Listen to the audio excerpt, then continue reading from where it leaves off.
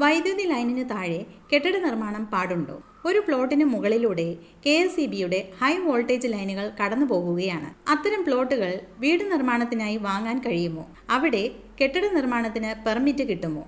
എത്ര നില വരെ കെട്ടിടം കെട്ടാം? നിലവിലുള്ള കെട്ടിടം വാങ്ങാമോ? നിലവിലുള്ള കെട്ടിടം പുതുക്കി പണിയാമോ? ഈ ചോദ്യങ്ങൾക്കുള്ള മറുപടിയാണ് പറയുന്നത്. ഇന്ത്യൻ ഇലക്ട്രിസിറ്റി ചട്ടങ്ങളിലാണ് ഇതിനെ സംബന്ധിച്ച വ്യവസ്ഥകൾ ഉൾപ്പെടുത്തിയിരിക്കുന്നത്.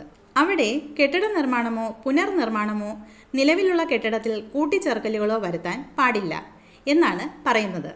എന്നുവെച്ചാൽ തലയ്ക്കു മുകളിലൂടെ ഒരു വോൾട്ടേജ് ലൈൻ കടന്നു പോകുകയാണെങ്കിൽ അത്തരം പ്ലോട്ടുകൾ വീട് വയ്ക്കുന്നതിനായി വാങ്ങാൻ പാടില്ലെന്ന്.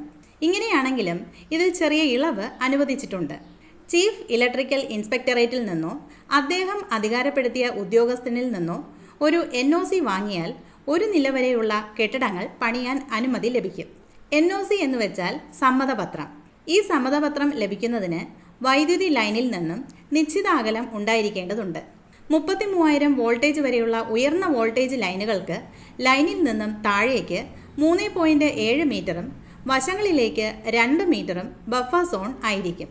ഈ ബഫർ സോൺ കഴിഞ്ഞുള്ള സ്ഥലത്ത് ഒറ്റനില കെട്ടിടം പണിയാൻ കഴിയുമെങ്കിൽ NOC കിട്ടുമെന്ന് കണക്കാക്കാം. ഒറ്റനില കെട്ടിടം എന്ന് പറയുമ്പോൾ 5 മീറ്ററോളം ഉയരം വരുമെന്നും കണക്കാക്കണം. 33,000 വോൾട്ടേജിന് മുകളിലുള്ള ഹൈ വോൾട്ടേജ് ലൈനുകളാണെങ്കിൽ നേരത്തെ പറഞ്ഞ 3.7 മീറ്റർ കൂടാതെ ഓരോ 33,000 വോൾട്ടേജിനും 30 സെൻറ്റിമീറ്റർ കണക്കിൽ ഉയരം ബഫർ സോണായി വിടണം.